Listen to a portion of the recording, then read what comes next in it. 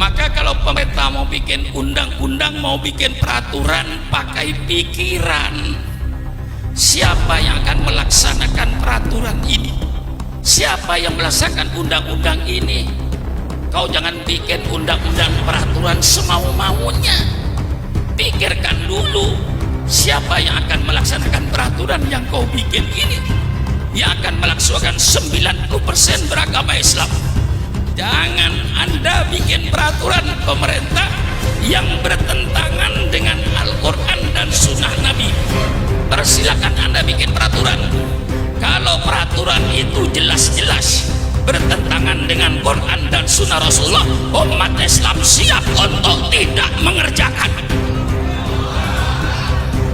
Belanda yang melarang kiai bicara politik, maka saatnya para ulama, saatnya para habaib untuk bicara politik. Selamatkan NKRI ini, selamatkan Indonesia ini, selamatkan negara Republik Indonesia ini. Supaya ulama kalau sayang negara, ulama bicaralah soal 100%. Yang saya sampaikan tadi kepada wali kota dan bapak polisi, apa saya katakan kepada beliau tadi itu persis 100%. Pidato beliau terakhir itu saya katakan, pemerintah sadarlah bahwa Indonesia ini bukan negara Islam, tapi kebetulan Indonesia ini 90% rakyatnya beragama Islam. Maka kalau pemerintah mau bikin undang-undang, mau bikin peraturan, pakai pikiran. Siapa yang akan melaksanakan peraturan ini? Siapa yang melaksanakan undang-undang ini? Kau jangan bikin undang-undang peraturan semau-maunya. Pikirkan dulu, siapa yang akan melaksanakan peraturan yang kau bikin ini? Yang akan melaksanakan 90% beragama Islam. Jangan Anda bikin peraturan, ya Pak Jinuri ya. Jangan Anda bikin peraturan pemerintah yang bertentangan dengan Al-Quran dan Sunnah Nabi. Persilakan Anda bikin peraturan. Kalau peraturan itu jelas-jelas bertentangan dengan Quran dan Sunnah Rasulullah, umat Islam siap untuk tidak mengerjakan. Persis tadi saya katakan, nggak ada bedanya. Inilah saudara-saudara, alhamdulillah sudah dibangkitkan semangatnya tadi. Sekarang tinggal saya ngisi ilmunya. Ya, sudah cukup tadi dibangkitkan dengan ilmunya, dengan semangatnya. Sekarang saya mau ngisi saudara. Agama Islam yang diturunkan oleh Allah terakhir sebagai penutup, itu syariat Allah dari langit sudah tumplek-blek. Bahasa Jawa ini. Ada orang Jawa enggak? Ada. Orang Jawa itu kalau sungguh-sungguh mesti kata akhir diulang. Kalau orang Jawa bilang kemarin di Jatinegara macet, enggak apa-apa, itu masih jalan. Tapi kalau orang Jawa bilang kemarin Pak Kiai di Jatinegara jalan macet, itu orang Jawa itu. Matiin mesin. Udah, nggak usah jalan, matiin aja mesin udah. Kalau sudah macet, syariat Allah diturunkan oleh Allah sesuai dengan kepentingan manusianya. Tidak diturunkan sekaligus sama Nabi Adam. Karena diturunkan sekaligus sama Nabi Adam, banyak yang tidak dijalankan. Zaman Nabi Adam tidak ada undang-undang nyolong. Mengapa tidak ada undang nyolong? Karena zaman Nabi Adam tidak ada orang nyolong. Mengapa tidak ada orang nyolong? Karena tidak ada orang. Selesai. Untuk apa diturunkan undang-undang nyolong? Nggak ada gunanya itu. Dunia belum dikapling-kapling. Negara saja belum ada. Nggak perlu, nggak diturunkan oleh Allah. Zaman Nabi Adam Tidak diturunkan undang-undang perkawinan sempurna seperti kita ini. Mengapa? Karena zaman Nabi Adam tidak ada orang kawin. Mengapa tidak ada orang kawin? Ya tidak ada orang. Siapa mau jadi besan? Cukup Allah kasih kemurahan.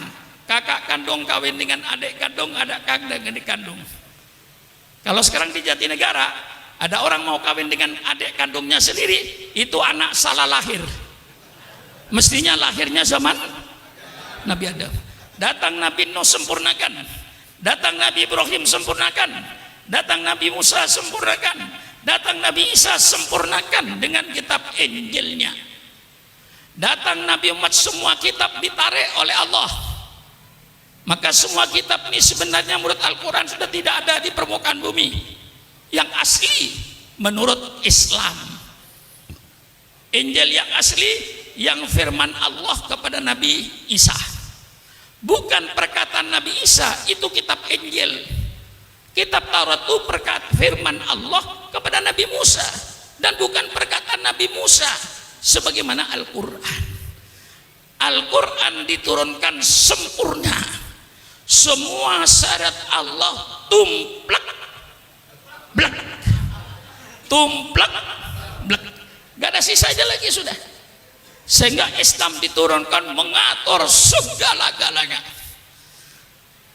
Orang yang berkata, kalau boleh saya katakan kaum sekuler, yang mengatakan bahwa agama tidak mengatur kehidupan manusia sehari-hari, sehingga agama dipisahkan dengan kehidupan manusia sehari-hari, itu menunjukkan orang itu orang yang tidak mengerti Islam. Kalau dia mengerti Islam dan mengerti syariat Islam, tidak mungkin dia berfaham sekularisme, karena Islam mengatur segala-galanya, mengatur rumah tangga. Mengapa Islam mengatur rumah tangga? Jawabannya gampang, supaya yang namanya suami, yang namanya istri, yang namanya anak mempunyai akhlakul karimah. Maka Islam bicara rumah tangga, bagaimana kewajiban suami, kewajiban istri untuk membentuk anggota rumah tangga berakhlakul karimah. Innama bu'itsu liutammima makarimal akhlak. Allah berbicara soal bermasyarakat, bagaimana kita bertetangga, bermasyarakat supaya rukun, supaya damai.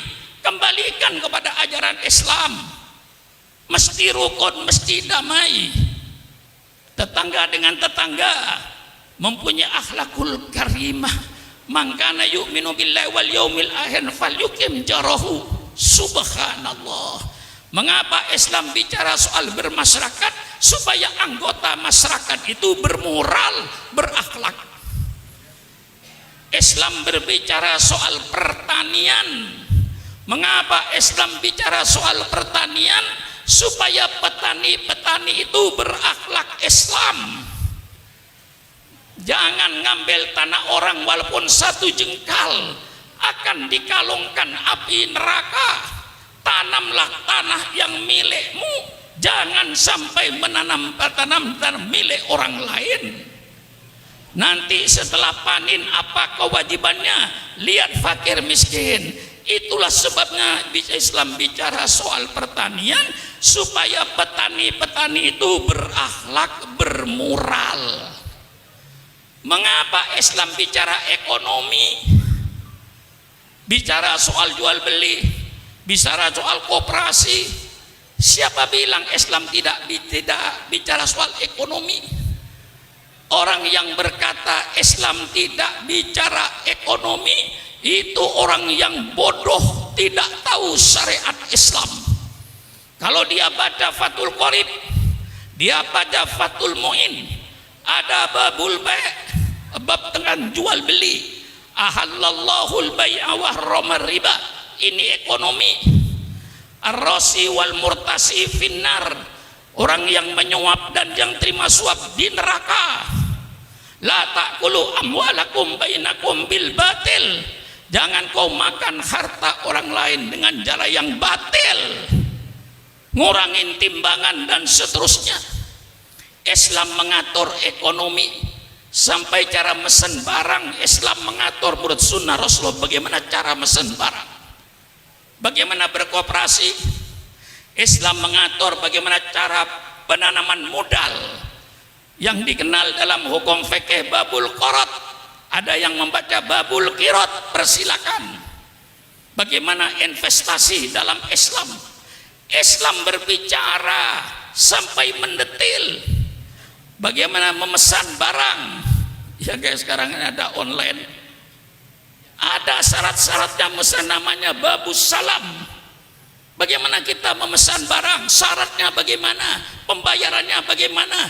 Persilakan baca Fathul Qorib, Fathul Muin. Jadi kalau ada tokoh Islam berkata bahwa Islam tidak mengatur kehidupan manusia sehari-hari, itu keluar dari orang-orang yang bodoh dan tidak mengerti syariat Islam. Paham? Paham? Mestinya saya sudah tidak pidato begini. Dulu 40 tahun yang lalu saya begitu pidato begini. Tapi kalau sudah Islam dikutik-kutik, saya katakan jangan membangunkan macan tidur. Saya sudah tidur sebenarnya karena tua.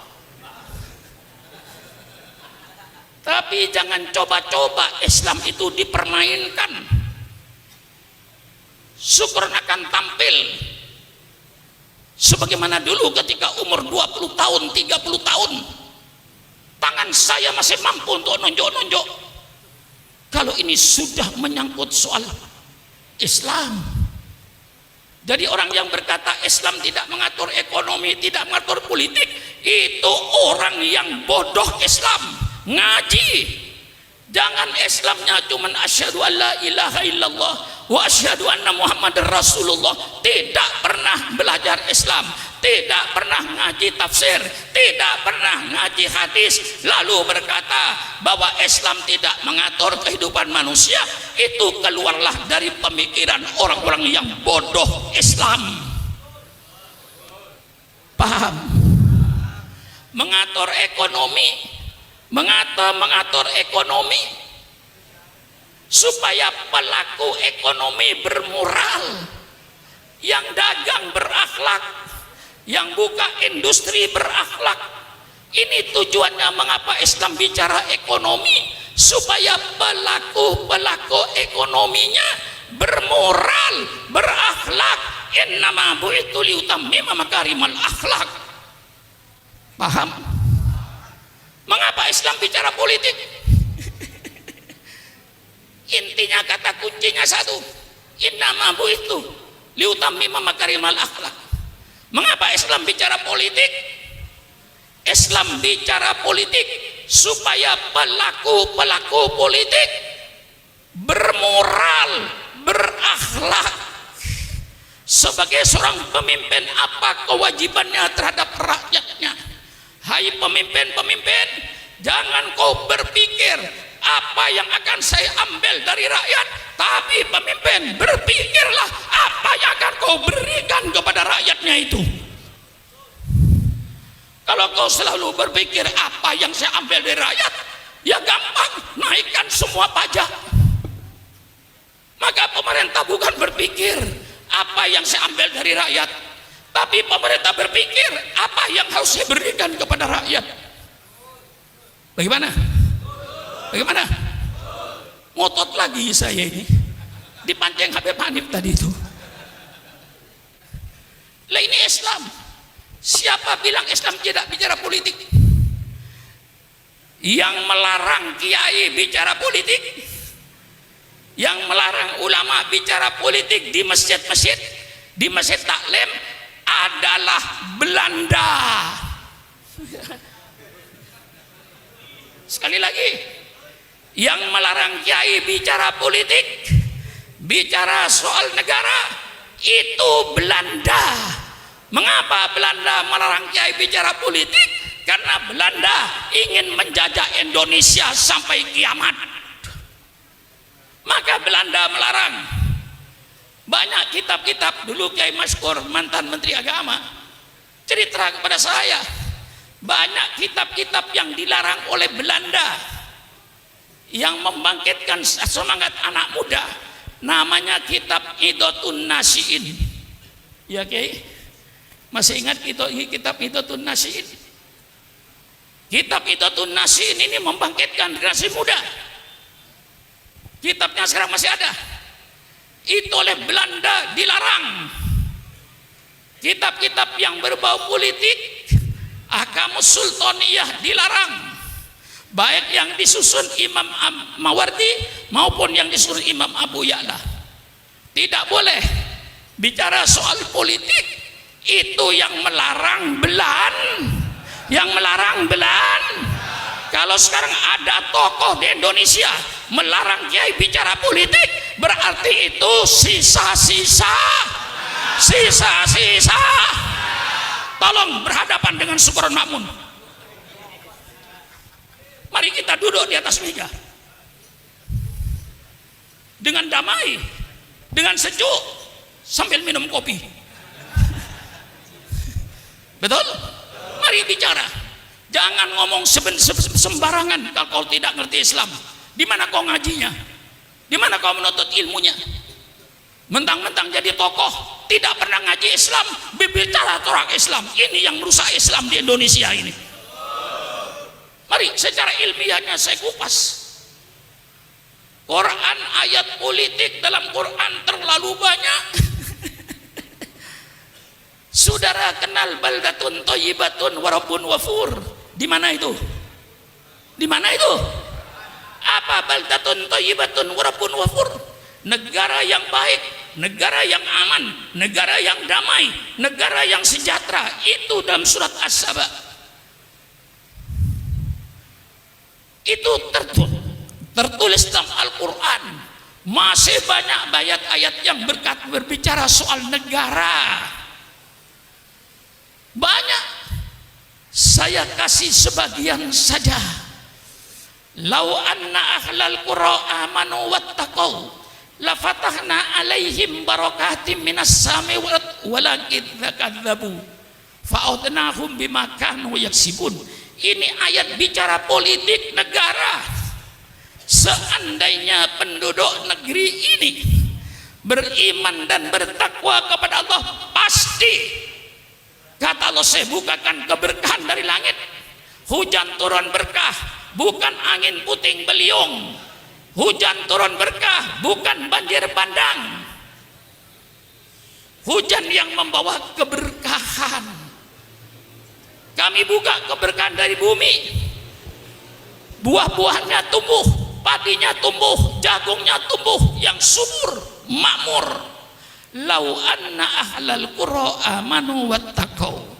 Ini ayat menyebut satu negara. Wa daraballahu mathalan qaryatan kanat aminatan mutmainnah ya'tiha rizquha rawadan min kulli makan fakafarat bi an'amillah fa'ataqallahu libasal ju'i wal khawfi bima kanu yasnaun. Ini ayat politik.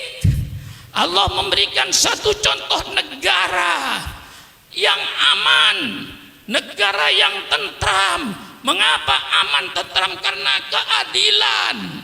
Allah datangkan rezekinya yang berlimpah ruah dari segala penjuru. Negara ini yang menjadi cita-cita setiap manusia. Negara seperti di Quran ini yang diharapkan oleh semua manusia. Tapi apa yang terjadi? Fakafarat bi an'amillah. Mereka lalu ingkar kepada nikmat Allah. Allah tukar.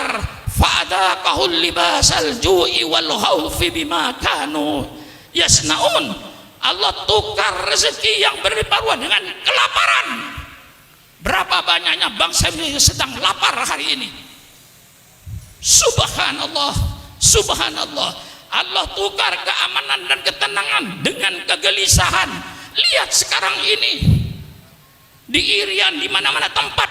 Subhanallah, subhanallah.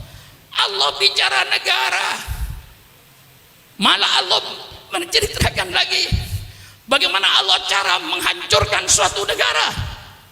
Ini terperinci dalam Al-Quran. Dalam Al-Quran terperinci.